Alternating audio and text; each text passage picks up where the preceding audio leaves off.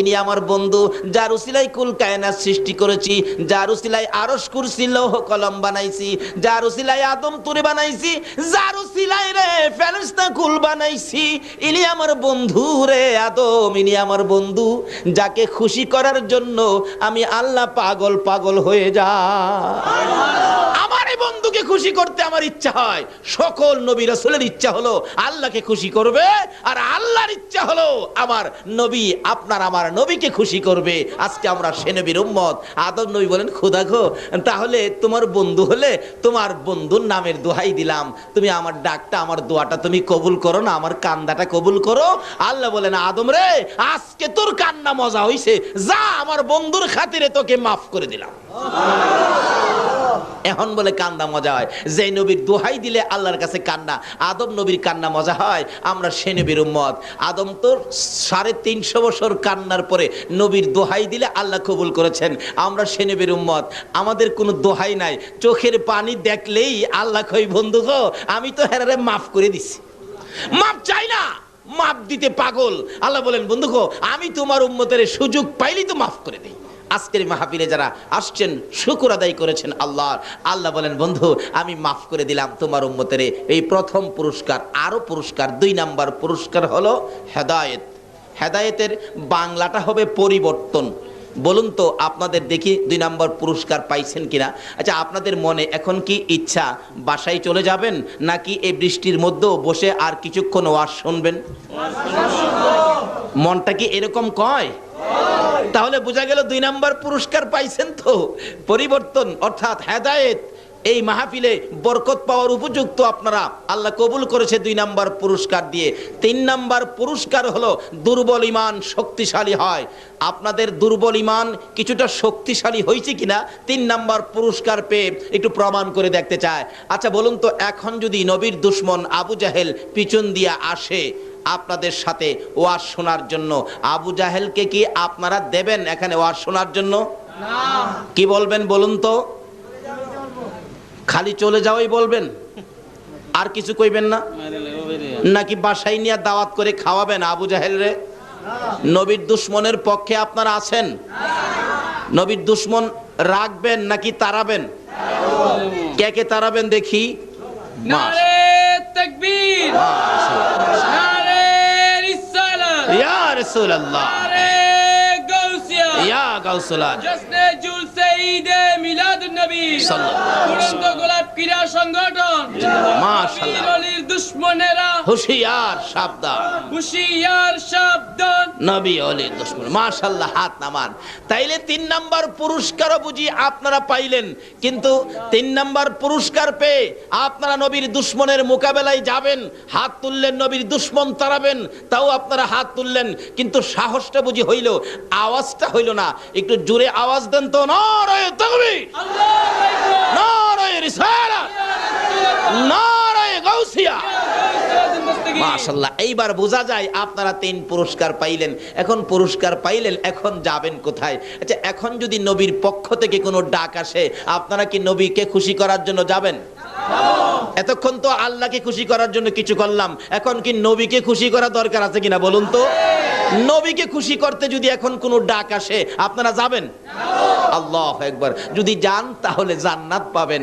নবীর ডাকে যারা ঘর থেকে বাহির হয়েছে, আল্লাহ তাদের জন্য জান্নাতটাকে জমিনের মধ্যে পাঠায়া দিয়েছে। আমার নবীর ডাকে যারা যাবে গো, আমার আল্লাহ বলেন, আমার বন্ধুকে পাওয়ার জন্য যারা ঘর থেকে বাহির হয়, এক কদম সামনে বাড়ে আমার নবীকে খুশি করার জন্য, সে কদমটা যেনই আমার জান্নাতের দিকে আগাইয়া দেয়। নবীকে যারা ভালোবাসতো, নবীকে যারা খুশি করত, নবীর জন্য যারা পাগল ছিল, কিভাবে ডাকতো? হাদিস শরীফ খুঁজলে পাওয়া যায়, আমার নবী একদিন 2টা চোখের পানি ছেড়ে ছেড়ে কাঁদতেছেন। সাহাবীরা জড়ো হয়ে যায়, ইয়া রাসূলুল্লাহ, এইভাবে চোখের পানি ছেড়ে ছেড়ে কেন কাঁদেন, আমরা জানতে চাই। আমার নবী জবাব দেন, সাহাবীরা রে, আমার অতি আদরের একজন সাহাবীকে আমি চিঠি দিয়ে পাঠাইছিলাম এক বাদশার দরবারে, রাস্তার মধ্যে আমার সাহাবীকে ধরে গলাটা কেটে ফেলছে রে, কলিজা চামড়াটা খুলে ফেলছে, তারপরেও লাশটা গাছের মধ্যে ঝুলাইয়া রাখছে। আমার চিঠি খানি অপমান করেছে, তোরা পারবি নি রে আমার চোখের পানি মুছতে, আমার ওই সাহাবী রক্তের প্রতিশোধ নিতে পারবে কিনা? সাহাবীরা জড়ো হয়ে যায়। রা ফুটন্ত কোলে যুব সংঘের সদস্যরা, তোমাদের মতো যুবকেরা দৌড়াইয়া বাড়িতে যায়, মার পায়ে সালাম করে যুদ্ধের পোশাকটা পরে তরবারিটা হাতে লইয়া মার কাছে দাঁড়াইয়া দাঁড়াইয়া বিদায় নেয়। মাগো, আমার নবীকে খুশি করার জন্য তরবারি লইয়া ঘর থেকে বাহিরে হলাম, ভাগ্য যদি ভালো হয় ফিরে আসবো, আর যদি ভাগ্যে ভালো না হয় বিদায় করে দাও, দেখা হবে গো হাসরের ময়দানে। মা, নবীকে খুশি করার জন্য তরবারি হাতে নিয়েছি, যদি ভাগ্য থাকে আসবো, না হয়তো দেখা হবে হাসরের ময়দানে। নবীর সামনে জড়ো হয়ে যায় সকল সাহাবীরা, আমার নবীর চোখের পানিগুলো জর্জর করে পড়তেছে। আমার আল্লাহ বলেন, বন্ধুগো, তোমাকে যারা খুশি করার জন্য আসবে, আমি আল্লাহ অটোমেটিকলি খুশি হইয়া যাইব। বন্ধুগো, আমি যদি তোমার জন্য এত কিছু করতে পারি, আর তোমার জন্য যদি আমার বান্দারা কিছু করে, আমি আল্লাহ সব তাদেরকে দিব, কোনো চিন্তার কারণ নাই। এবার সাহাবীরা জড়ো হয়ে যায় মুতার যুদ্ধে যাওয়ার জন্য। মুতার যুদ্ধের ময়দানে চারপাশে জড়ো হয়ে গেলে রাসূল বলেন, এই যুদ্ধের প্রধান সেনাপতি বানাবো আমি আমার পালিত পুত্র যায়েদ ইবনে হারেসাকে। যায়েদ ইবনে হারেসা বলেন, ইয়া রাসূলুল্লাহ, আমি তো রাজি। শোনো যায়েদ, তুমি যদি শহীদ হয়ে যাও, বলুন তো রাসূল যাকে জুদি লাগায়া শহীদের কথা বলে, সেই জুদিটা কি কনফার্ম কিনা? নবীজির কথার মধ্যে কোনো ব্যস্কম আছে? যায়েদ বলেন, ইয়া রাসূলুল্লাহ, আমি রাজি, তুমি যদি শহীদ হও, রাসূলের কথাই শহীদ হব, তাতে কোনো দ্বিধা করব না। যায়েদ যখন রাজি হয়ে যায়, আমার নবী বলেন দ্বিতীয় সেনাপতি হবে জাফর ইবনে আবু তালিব। হযরতে আলী রাদিয়াল্লাহু তাআলা আনহুর ছোট ভাই, আপন ছোট ভাই, খুব সুন্দর চেহারা ছিলেন। হযরতে আলী ছোট ভাই জাফর ইবনে আবু তালিব সামনে দাঁড়াইলে রাসূল বলেন, জাফর ইবনে আবু তালিব রে, যুদ্ধের ময়দানে দ্বিতীয় সেনাপতি তোমারে বানাইতে চাই, তুমি রাজি কিনা? জাফর বলেন, হুজুর আমি রাজি। জাফর রে, তুমি যদি শহীদ হয়ে যাও। জাফর বলেন, ইয়া রাসূলুল্লাহ, আপনি নবীকে খুশি করার জন্য শহীদ হব, আমার কোনো আপত্তি থাকতে পারে না। আবার রাসূল বলেন, জাফর রে, তোমার আপত্তি থাকতে পারবে না, কিন্তু তোমার যে ছোট্ট ছোট্ট দুইটা ছেলে আছে, ছেলেরা যদি কান্দে আব্বু আব্বু কইয়া। এবার জাফর বলেন, ইয়া রাসূলুল্লাহ, ছেলেরা কাঁদুক, তাতে আমার কোনো আপত্তি নাই, ছেলেরা যেখানে মনে চায় সেখানে যাক, আমি রাসূলের কথা মানতে যাইয়া যুদ্ধের ময়দানে শহীদ হব, জান্নাতের দরজায় যায়া দাঁড়াইব। আমার নবী বলেন, জাফর রে, যাও যাও, তোমার পরের সেনাপতি হবে আব্দুল্লাহ ইবনে রাওয়াহা। আব্দুল্লাহ ইবনে রাওয়াহার সামনে হাজির, হুজুর আমি তো রাজি, তুমি যদি শহীদ হও, হুজুর আমিও শহীদ হব, তাতে আমি কোনো দ্বিধা করব না, আপনার কথা মানব, আপনাকে ভালোবাসা দিব। ঠিক আছে, যাও, সকলে বিদায় নিয়ে আসো। বিদায় নিয়ে আসতেছে, একের পরে এক লম্বা ঘটনা। বিদায় নিয়ে এসে নবীর সামনে দাঁড়াইতেছে আমার নবীর পালিত পুত্র যায়েদ ইবনে হারেসাকে ডেকে বলেন, যায়েদ রে, তুমি তো প্রধান সেনাপতি হবে, আমাকে খুশি করার জন্য তুমি কি সেনাপতির দায়িত্ব পালন করতে রাজি? এবার যায়েদ বলেন, হুজুর আমি এক কুঠিবার রাজি, তুমি বিদায় নিয়ে আসো। হুজুর গো, সবাই বিদায় নিয়ে আসতে গেল, আমি কার কাছ থেকে বিদায় আনবো? আমার তো মা নাই, বাবা নাই। আমার নবী বলেন, যায়েদ রে, আমার পালিত পুত্র হিসাবে অনুমতি দিলাম, হুজরার ভিতরে ঢুকো, তোমার মা আয়েশার কাছ থেকে তুমি বিদায় নিয়ে আসো। যায়েদ ইবনে হারেসা পর্দার ভিতরে ঢুকে, হুজরার ভিতরে ঢুকে মা আয়েশা সিদ্দিকা রাদিয়াল্লাহু তাআলা আনহার পায়ে সালাম করতেছেন। মা আয়েশা মাথায় হাত দিয়ে চোখের পানি ছেড়ে দিয়ে বলতেছেন, মউত, আমার পালিত পুত্র যায়েদ যুদ্ধের ময়দানে যাবে, প্রধান সেনাপতি হবে, রাসূল বলেছে যায়েদ যদি শহীদ হয়। আয়েশা কান্দে, হ্যাঁ মাবুদ, যেই নবীর মুখ থেকে জীবনে কোনোদিন মিথ্যা কথা বলতে শুনি নাই, যেই নবীর কথার মধ্যে বেশ কম দেখি নাই, আমার পালিত পুত্র যায়েদ আজকে শহীদ হবে, আমি মা হইয়া বিদায় দিলাম গো, আমার যায়েদকে তুমি কবুল করো। যায়েদ ইবনে হারেসা মার পায়ে সালাম করে নবীর সামনে হাজির, চোখের পানিগুলো মুছতেছেন। আমার নবী বলেন, যায়েদ রে, বিদায় আনছো? হুজুর বিদায় আনছি। এদিকে আয় আয় আমার পাশে। আমার নবী নিজে যায়েদের গায়ে যুদ্ধের পোশাক পরাইয়া তরবারিটা হাতে উঠাইয়া দিয়ে বলতেছেন, যায়েদ, প্রধান সেনাপতির দায়িত্ব দিলাম রে আমি রাসূলের হাতে, দেখি কিভাবে প্রধান সেনাপতির দায়িত্ব পালন করবি। উঠো দেখি, ঘোড়ার উপরে উঠো। চট করে লাফ মেরে ঘোড়ার উপরে উঠছেন, তরবারি হাতে নিয়ে বলতেছেন, ইয়া রাসূলুল্লাহ, বলুন তো আপনি খুশি হইবেন নি? জীবন দিতে যায়, জিজ্ঞেস করে আপনি খুশি হবেন নি? আপনারা কি পারবেন এই রাত্রের কিছু সময় দিয়ে আমার রাসূলকে খুশি করতে? কে কে রাজি? হাত তুলে দেখান। মাশাআল্লাহ। নারে তাকবীর, নারে রিসালাত, নারে গাউসিয়া, জশ্নে জুলসে ঈদে মিলাদুন নবী হযরতুল আল্লামা আলহাজ তোফাজ্জল হোসেন সাহেব, উড়ন্ত গোলাপ ক্রীড়া সংগঠন। ছেড়ে দে নৌকা মাঝি, যাব মদিনায়। ছেড়ে দে নৌকা মাঝি, যাব মদিনায়। মদিনাতে কান্দে নবী উম্মতের মায়ায়। মদিনাতে কান্দে নবী উম্মতের মায়ায়। ছেড়ে দে নৌকা মাঝি, যাব মদিনায়। ছেড়ে দে নৌকা মাঝি, যাব মদিনায়। নবী মদিনাতে আছে শুইয়া, গুনাহগার উম্মতের মায়া। মদিনাতে আছে গুনাহগার উম্মতের মায়া। সেই নবীরই প্রেমে সবাই পাগল হও না। সেই নবীরই প্রেমে সবাই পাগল হও না। ছেড়ে দে নৌকা মাঝি, যাব ছেড়ে দে নৌকা মাঝি, যাব মদিনা। ছেড়ে দে নৌকা মাঝি, যাব মদিনা। সেই নবীর প্রেমে পাগল হইয়া, সাত সমুদ্র পাড়ি দিয়া।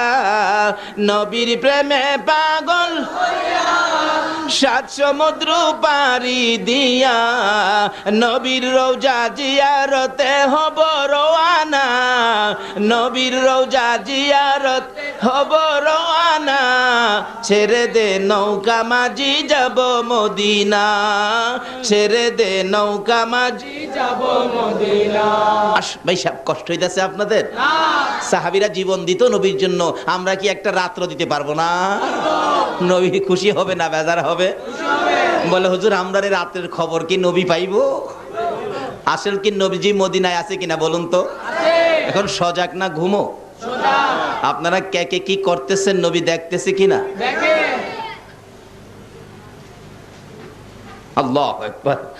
কে কার চেহারার রং কত, কে কতটুকু উঁচা, কার বাবার নাম কি, কার মায়ের নাম কি, সমস্ত ঠিকানা CSR খতিয়ান সহ আমার নবী দেখে। তাহলে এখন নবী খুশি হবে না বেজার হবে? আল্লাহ বলবেন, বন্ধু গো, এরা কি তোমার পাগল? আমার রাসূল রওজা পাক থেকে এখন আর বসে না, শোয়া না, এখন বসে গেছে। আল্লাহ বলেন, আমার বন্ধুর রওজারে পর্দাগুলো উঠাইয়া দাও। রাসূল এখন বাংলাদেশের দিকে তাকিয়ে আছে।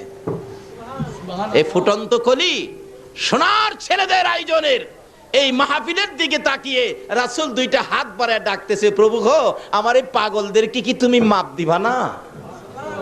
আমার আল্লাহ বলতেছেন, বন্ধু গো, যাদের জন্য তুমি মাপ চাও, এটা কি আমি ফিরাইতে পারি? যাও, তোমার চাওয়া মাফ আমি কবুল করে নিলাম। জোরে জোরে কোন সুবহানাল্লাহ।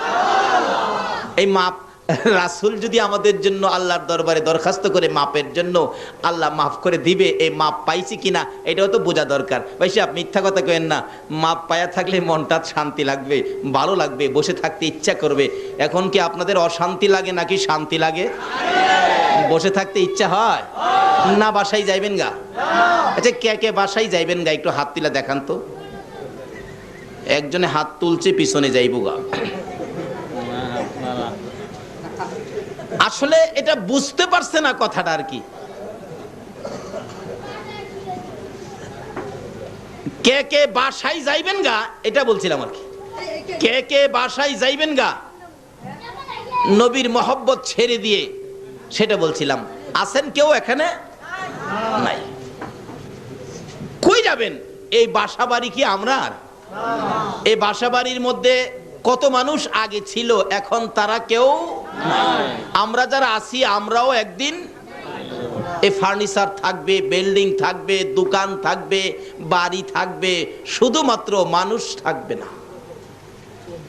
কবি বলেন ইয়ে হাম সব মুসাফির হ্যায় ওয়াহি আখির ঠিকানা কোই আগে রওয়ানা হ্যায় কোই পিছে রওয়ানা। আমরা যেখানে আছি, যেই যত মজবুত করে বিল্ডিং বানান না কেন, আল্লাহ বলে এটা মুসাফির খানা বানাইতেছো তুমি। তুমি কতদিন থাকবে? তোমার পরের হেরা আইতেছে। বলে হুজুর কোন কি বাস্তবে নিবেন? আসেন, যাদের 4 বছরের বাচ্চা আছে, 3.5 বছর, 4.5 বছরের বাচ্চা আছে, আজকে রাত্রে ঘুমের থেকে উঠাইয়া 5 তলা বিল্ডিং করছেন তো, ঘুম থেকে উঠাইয়া ডাইকা টাইনা কুলে উঠাইয়া বলবেন আব্বু বলো তো এই বিল্ডিংটা কার? দেখবেন বাচ্চাটা আপনার কুলে থেকে বলবে বিল্ডিং আমার। বলো তো এই সেগুন কাঠের বক্স খাট এটা কার? দেখবেন বাচ্চা বলবে আমার। আপনি বললেন হ্যাঁ বেটা আমার রোজগারের পয়সা দিয়ে বানাইলাম বিল্ডিং, খাট পালং ফার্নিচার, তোর হইলো কিভাবে? বাচ্চা দেখবেন আপনার কুলে থেকেই বলবে ও আমার দি। এটা প্রমাণ করেন। আল্লাহ বলেন এখনই তোর বাচ্চা তোর কুলে থেকে কয় তুই যেটা বানাইছস এইটা বলে হ্যাঁ।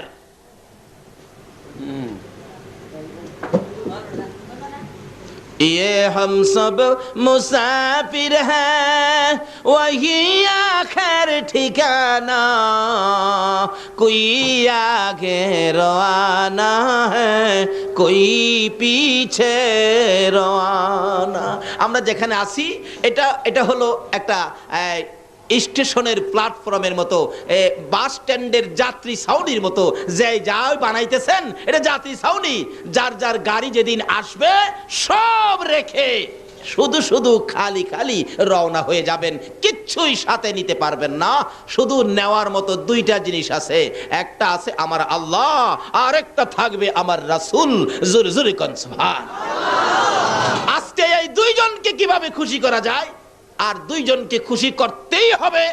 কেন করতে হবে এটাও আলোচনায় আসবে। যদি একটু লম্বা হয় আপনারা থাকবেন তো? বলতেছিলাম থাকবেন না কেন? আল্লাহকে খুশি করলেন শুকর আদায় করে, এই জন্য আল্লাহ 3টা পুরস্কার আমাদেরকে দিয়ে দিলেন। এবার যে রাসূলকে আল্লাহ খুশি করার জন্য পাগল, যে রাসূলের জন্য এত কিছু করেছেন, সেই রাসূলকে খুশি করলে আল্লাহ কি দিবে এটাও তো আমাদের জানা দরকার। বলতেছিলাম যায়েদ ইবনে হারেসা রাসূলকে খুশি করার জন্য ঘোড়ার পৃষ্ঠে উঠে দেখাইতেছেন, ইয়া রাসূলুল্লাহ তরবারি হাতে নিলাম, যুদ্ধের পোশাক লাগাইলাম, দেখুন তো ঘোড়ার মধ্যে উঠেছি, প্রধান সেনাপতির দায়িত্ব, আমার পক্ষে কতটুকু সম্ভব হবে?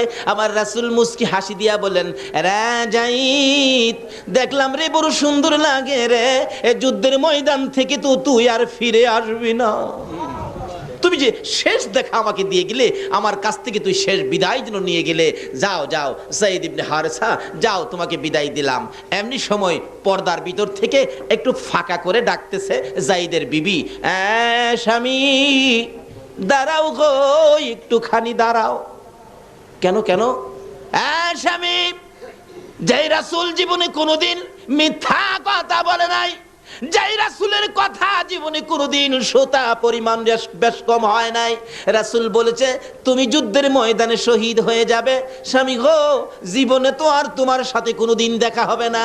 স্বামী, আমি বিবি হইয়া অনুরোধ করি, তোমার কাছে আবদার করি, তুমি গোরাত থেকে নাইমা একটু পর্দার ভিতরে আসো, আমি বিবি তোমাকে জীবনের শেষ দেখা দেই।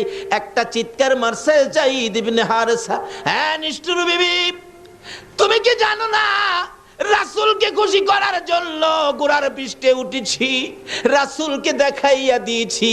হ্যাঁ বিবি, যেই জায়গার মধ্যে যুদ্ধে যাওয়ার পরিবেশে আমার রাসূল দেখেছে, রাসূলের ইচ্ছাই ঘোড়ার পৃষ্ঠে উঠেছি, আর কারো ডাকে আমি ঘোড়ার থেকে নামতে পারি না। ফুটন্ত কুলি যুব সংঘের উদ্যোগে যেই মাহফিলে আপনারা বসে আছেন, দেখুন নবীর কত ভালোবাসতো যুবকেরা।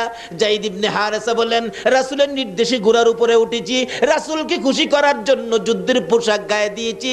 বিবি গো, নবীজির কথা ছাড়া কারো কথায় এই ঘোড়ার পিঠ থেকে নিচে নামবো না। তাহলে বোঝা গেল বিবির চাইতেও রাসূলের ভালোবাসা বেশি না কম? এখন আমরা দোকানের ভালোবাসা ছাড়তে পারলাম না, বাড়ির ভালোবাসা ছাড়তে পারলাম না, নবীর ভালোবাসার জন্য পারলাম না আজকে বৃষ্টির মধ্যে মাহফিলে শরীক হইতে। আজকের মাহফিলে শরীক হওয়াটার বাস্তব প্রমাণ হবে আমরা নবীকে ভালোবাসি। ইয়া মুহাম্মদ পিয়ারা নবী এসো নিরালায়, ইয়া মুহাম্মদ পিয়ারা নবী, ডাকেন ডাক। তোমার দিদার মনের গুছিবে জ্বালায়, মুহাম্মদ পিয়ারা নবী এসো নিরালায়, মুহাম্মদ পিয়ারা নবী এসো নিরালায়। পাইব যারা নবীজির দিদার হবে তারা হাসরে পার।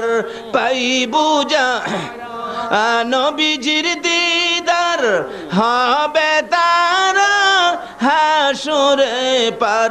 দয়া করে দেখা দিয়ে দূর কর জ্বালা, হায়রে দয়া করে দূর কর জ্বালা।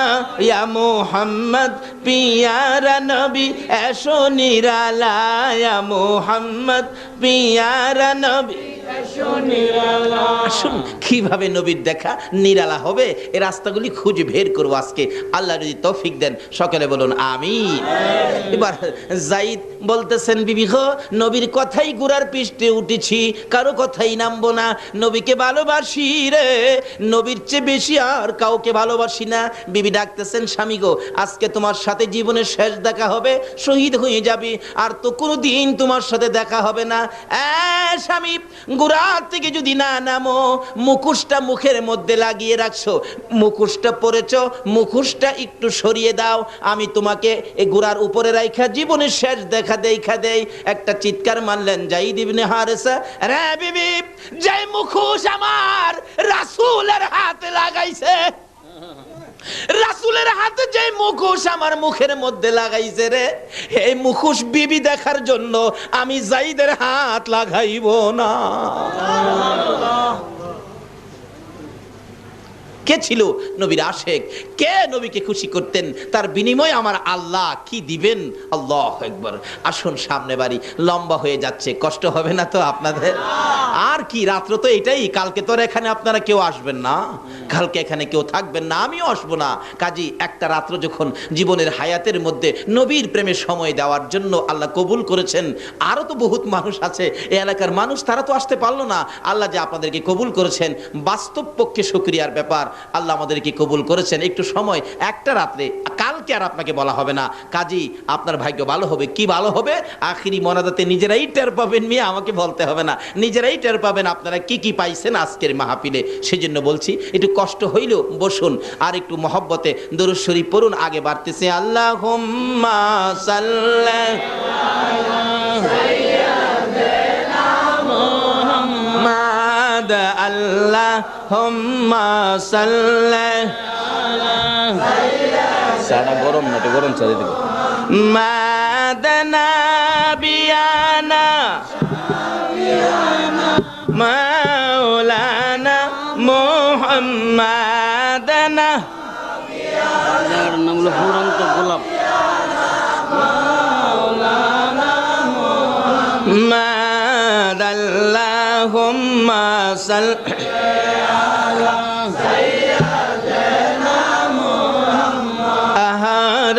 পাষাণ হৃদয় নবীর জন্য কান্দনা, রে পাষাণ হৃদয় নবীর জন্য না, হায়রে তুমাই সারা দয়াল নবী বেহেশতেতে যাবে না, হায়রে তুমাই দয়াল নবী বেহেশতেতে যাবে না আল্লাহ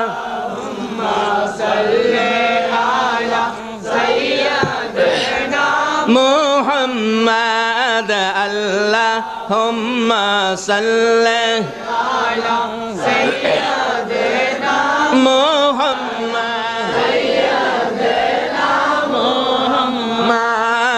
আল্লাহুম্মা সাল্লি সাদা গরম না, গরম চাই দিকে মাদানা বিয়ানা মাওলানা মুহাম্মাদানা যার নাম হলো ফুরন্ত গোলাপ মাদাল্লাহুম্মা সাল্লি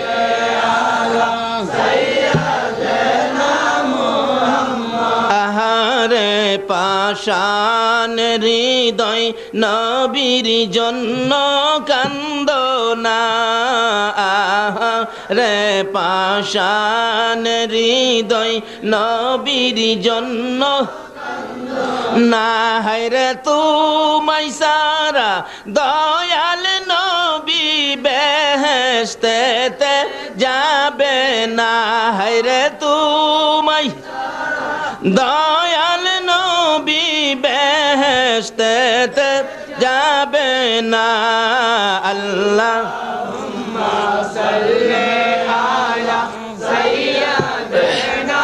মুহাম্মদ আল্লাহুম্মা সাল্লি আলা সাইয়্যিদিনা মুহাম্মদ নাবিয়ানা মাওলানা মুহাম্মদ নাবিয়ানা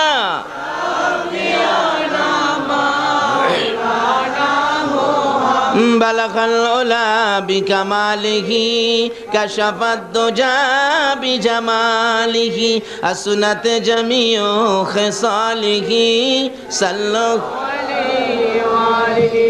বলতেছিলাম নবীকে খুশি করার জন্য যাই তৈরি হয়ে যায়, দুনিয়ার কারো কথা মানতে রাজি না, নবীর কথাই মানবো। কেন? নবীকে খুশি করার জন্য। দ্বিতীয় সেনাপতি হযরতে জাফর ইবনে আবু তালিব বাড়িতে যায়, জীবনের শেষ বিদায় নিবে। দুইটা বাচ্চা দৌড়ায় কাছে আসছে, আব্বু কোথায় যাবেন, কিসের জন্য তৈয়ার হচ্ছেন? বাচ্চা দুইটার দিকে তাকায় না, না জানি মায়া হইয়া যায়। বিবি পাশে দাঁড়াইয়া বলেন, স্বামী গো, অন্যদিন কোথাও গেলে বাচ্চাদের মাথায় হাত বুলান, বাচ্চার দুই গালে চুমা দেন, বাচ্চাদেরকে আদর করে জিজ্ঞেস করেন কি আনবো, কি খাইবা, কি তোমাদের দরকার। আজকে কেন বাচ্চাদের দিকে তাকান না, বাচ্চার মাথায় হাত বুলান না, বাচ্চাদের দুই গালে চুমো দেন না? হযরতে জাফর ইবনে আবু তালিব বলেন, বিবি কোনো প্রশ্ন করবে না, আমি রাসূলকে খুশি করার জন্য রওনা হয়েছি। যুদ্ধের ময়দানে যাবো রে বিবি, কোনো প্রশ্ন আমাকে করবে না। জাফর ইবনে আবু তালিবের বিবি বুঝি ফেললেন, এবার বুঝি কঠিন সমস্যা হতে পারে।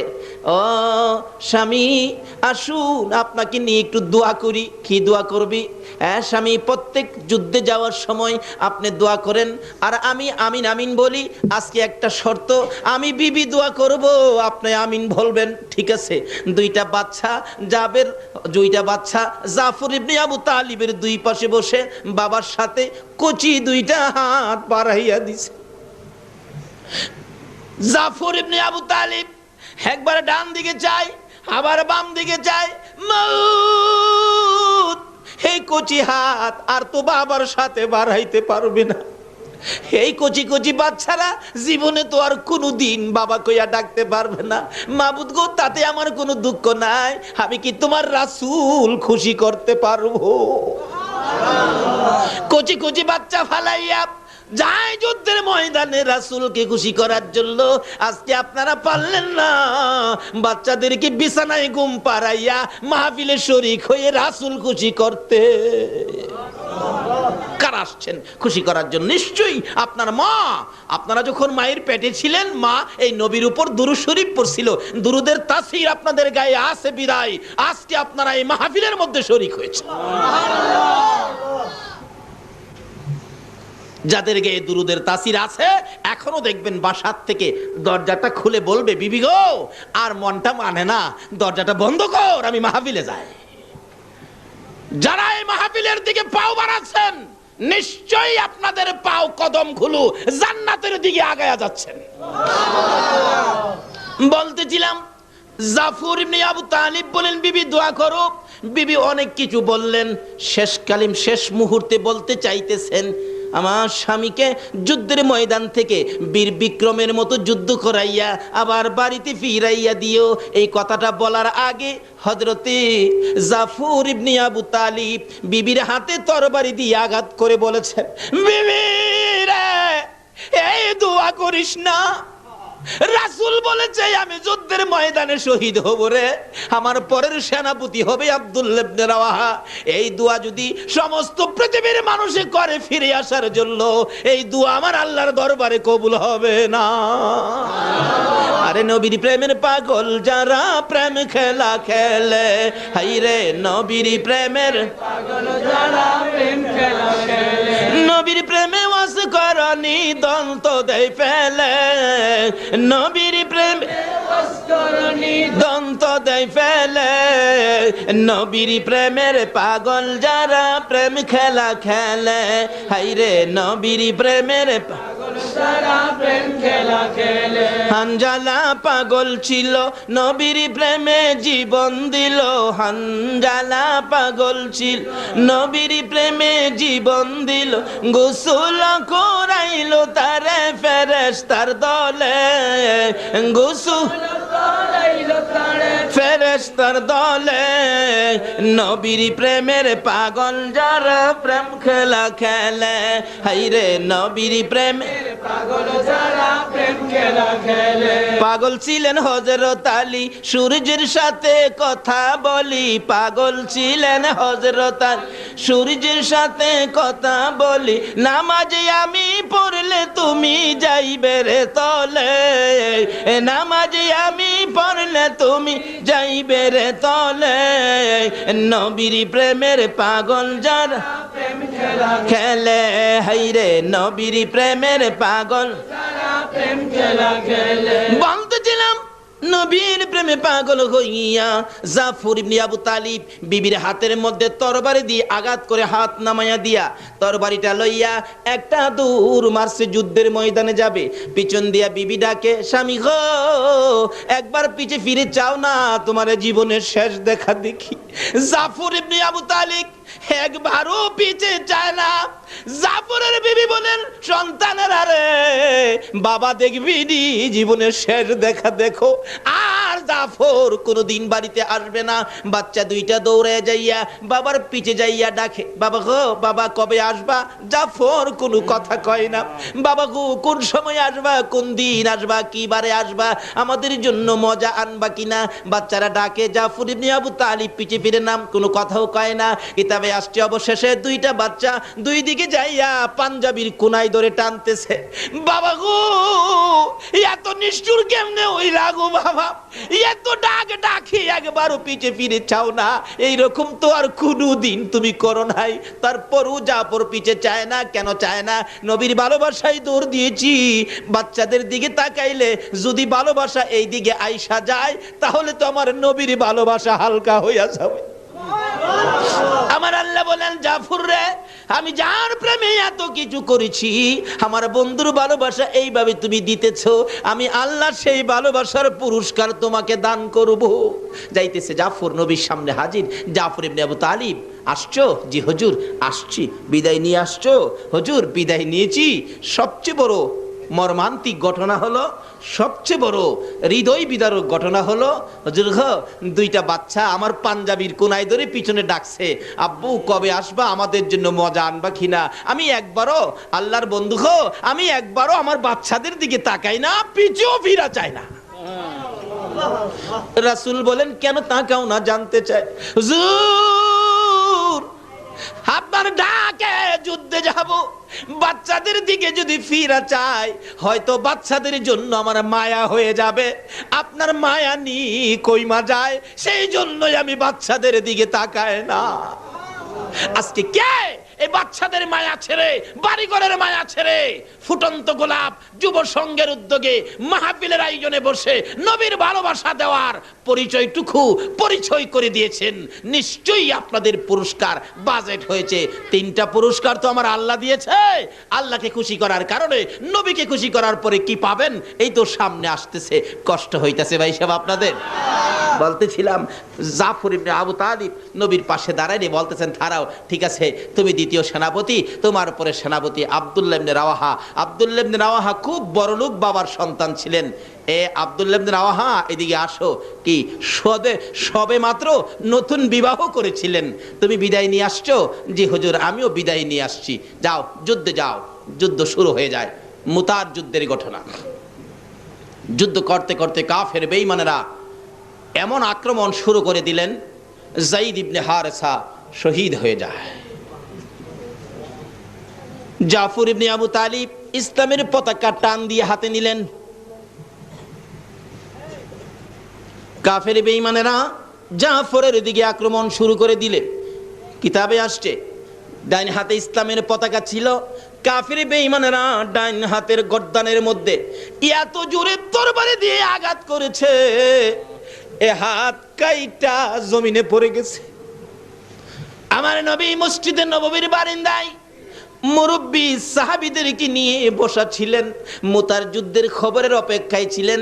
সঙ্গে সঙ্গে জিবরাইল নবীর কাছে খবর দেন, হুজুর, জাফরের একটা হাত কাইটা ফালাইছে। আমার নবী 2টা চোখের পানি জর্জর করে ছেড়ে দিলে মুরব্বী সাহাবীরা জিগায়, হুজুর কাঁদেন কেন? সাহাবীরা রে, মুতার যুদ্ধের খবরে কান্দি। কি হয়েছে হুজুর? আমার জাফরের একটা হাত কাইটা ফলাইছে। বাম হাতে পতাকা হাতে নিলে বাম হাতের মধ্যে আক্রমণ, বাম হাত কাইটা জমিনে পড়ে গেছে। আমার নবী আবার চোখের পানি ছেড়ে দিছে। সাহাবীরা জিগায়, হুজুর এবার কেন কান্দেন? সাহাবীরা রে, আমার জাফরের 2টা হাত কাইটা ফালাইছে।